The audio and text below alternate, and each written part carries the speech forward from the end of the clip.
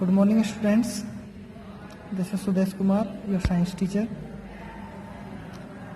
In today's video, we will discuss about the radiation of heat. And in the previous videos, we have discussed about the convection and conduction processes of flow of heat and the practical applications of conduction and convection processes.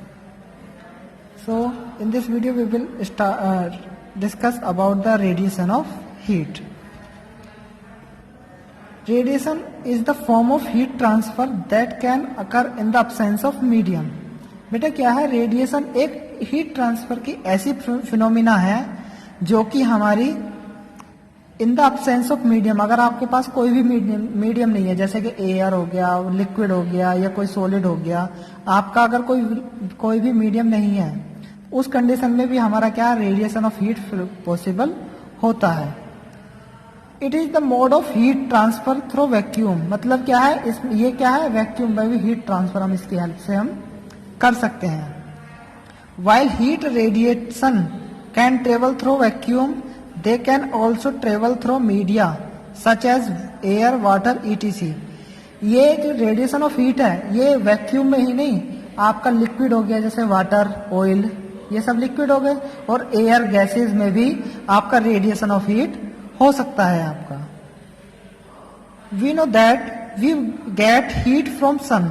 हमें पता है जैसे कि हमें जो heat की जरूरत होती है नेचुरली, वो कहां से मिलती है, सन से मिलती है. But most of space between the sun and the earth is vacuum.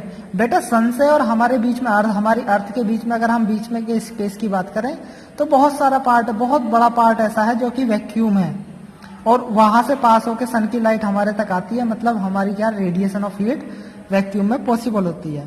That is it does not contain any material medium.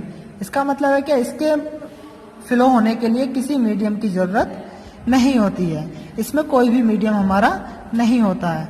So how the heat from the sun transfer to the earth. इसका मतलब ये कह रहे हैं बेटा, हमें पता है सन से और अर्थ के बीच में बहुत सारा स्पेस जो है वैक्यूम है. वैक्यूम मतलब उनके बीच में कोई भी स्पेस में, उस स्पेस में कोई भी मीडियम नहीं है, ना एयर है, ना कोई गैस है, कुछ नहीं, एकदम खाली स्पेस है, जिसे हम बोलते हैं वैक्यूम. अब अगर वैक्यूम है तो वहां से यहां तक आने के लिए जो हीट है, सन की रेडिएशन है, वो कैसे हमारे तक आती है, ठीक है ना, उसके बारे में हम बात कर रहे हैं. This process of heat transfer that does not require a medium called radiation. बेटा हीट ट्रांसफर की वो प्रोसेस जिसके अंदर आपको किसी भी मीडियम की जरूरत नहीं होती है, वो प्रोसेस आपकी कहलाती है radiation. The heat from the sun reaches us by the process of radiation. Sun से हमारे तक जो हीट आती है वो किसकी फॉर्म में आती है बेटा, रेडिएशन की फॉर्म में आती है. And also the earth absorbs a part of this heat and gets heated. इसमें से कुछ पार्ट हमारा क्या है बेटा, अर्थ एब्जॉर्ब कर लेती है और गर्म सरफेस हो जाती है. आपने देखा होगा गर्मियों के दिनों में जो हमारी अर्थ सरफेस है बहुत ज्यादा गर्म हो जाती है. क्यों? क्योंकि हमारी अर्थ की सरफेस सन से आने वाले रेडिएशन को क्या कर लेती है बेटा, एब्जॉर्ब कर लेती है. The energy involve in this process is called radiant energy. और इस प्रोसेस की जो एनर्जी होती है, उस एनर्जी को क्या नाम दिया गया है बेटा, रेडिएंट एनर्जी बोला गया. एक कैंप फायर मतलब हम जो जाड़ों के दिनों में लकड़ियां एक साथ इकट्ठी करके तापने बैठते हैं ना बेटा, उसको बोलते हैं camp fire. Microwave oven and a light bulb are the example of heat transfer by radiation. ये सब एग्जाम्पल बेटा हमारे क्या है, हीट ट्रांसफर बाय रेडिएशन के एग्जाम्पल होते हैं ये. अब हम इसमें से बेटा कुछ पार्ट, जैसा अर्थ ने क्या करा था बेटा, कुछ पार्ट एब्जॉर्ब करके वो उस अर्थ की सरफेस क्या हो जाती है, हीट हो जाती है, गर्म हो जाती है, तो उसको बोलते हैं एब्जॉर्प्शन ऑफ रेडिएंट हीट. इसको पढ़ते हैं. All hot objects like a solid, liquid and gas emit radiant energy. कोई भी एक ऐसा भी मटेरियल जो आपका गर्म हो जाता है, उसका एक पर्टिकुलर टेम्परेचर के बाद वो क्या है बेटा, हीट का रेडिएशन शुरू कर देता है, रेडिएंट करना स्टार्ट कर देता है. क्या, रेडिएंट एनर्जी का स्टार्ट कर देता है, जिसे हम बोलते हैं रेडिएशन ऑफ हीट.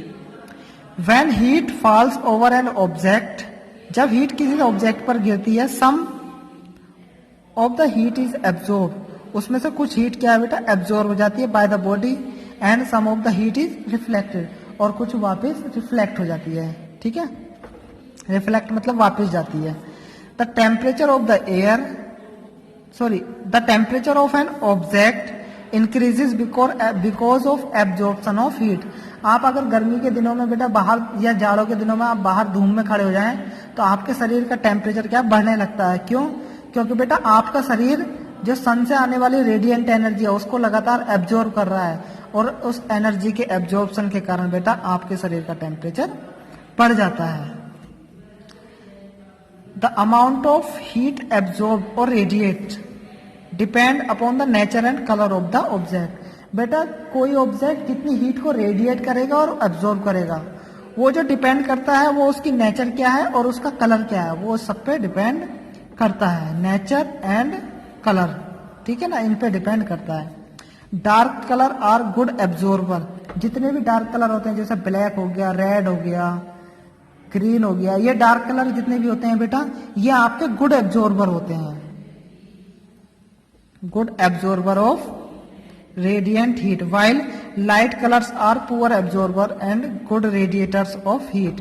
जो लाइट कलर होता है जैसे व्हाइट हो गया, पिंक हो गया, ये सब क्या लाइट हल्के कलर हो गए, ये आपके क्या होते हैं बेटा पुअर एब्जॉर्बर यानी कि गुड रेडिएटर होते हैं। इनसे बहुत जल्दी से रेडिएशन एनर्जी का स्टार्ट होता है। अब बात करते हैं बेटा प्रैक्टिकल एप्लीकेशंस ऑफ रेडिएशन के। कुछ प्रैक्टिकल एप्लीकेशन जैसे पहला दिया है white and light colour cloth should be warm in summer because they are poor absorber of the sun heat and keep us cool. बेटा गर्मियों के दिनों में आप ज्यादा से ज्यादा व्हाइट कलर के या फिर लाइट कलर के हल्के कलर के कपड़े पहनना पसंद करते हैं। क्यों? क्योंकि बेटा गर्मियों के दिनों में हीट का एब्जॉर्प्शन हम कपड़ों के द्वारा हमारा कम से कम हो और हमारा शरीर का टेम्परेचर ज्यादा ना बढ़े। इसके लिए हम जो कपड़े पहनते हैं वो किस तरीके के, व्हाइट पहनते हैं या फिर लाइट कलर के कपड़े पहनते हैं, ठीक है। नेक्स्ट दिया बेटा इन electric room heater a polished reflector is provided at the back of heating element to reflect the heat towards the front।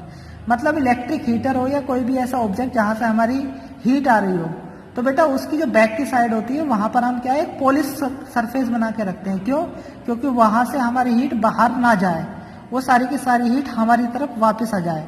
उसके लिए हमें क्या बेटा उसकी सरफेस को हम क्या करते हैं पॉलिश करके रखते हैं हम, ठीक है।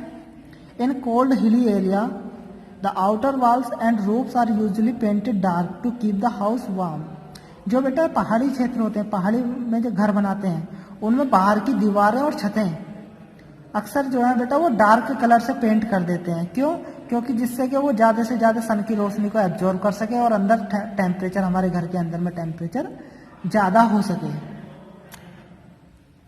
In factories, the roofs are painted shiny silver to reduce the loss of heat in winters and increase the radiation of heat in summer, this keeping the inside temperature moderate। बेटा जो factory वगैरह में होता है उनकी जो छतें होती हैं वो पेंट करी जाती है शाइनी सिल्वर कलर से। क्यों?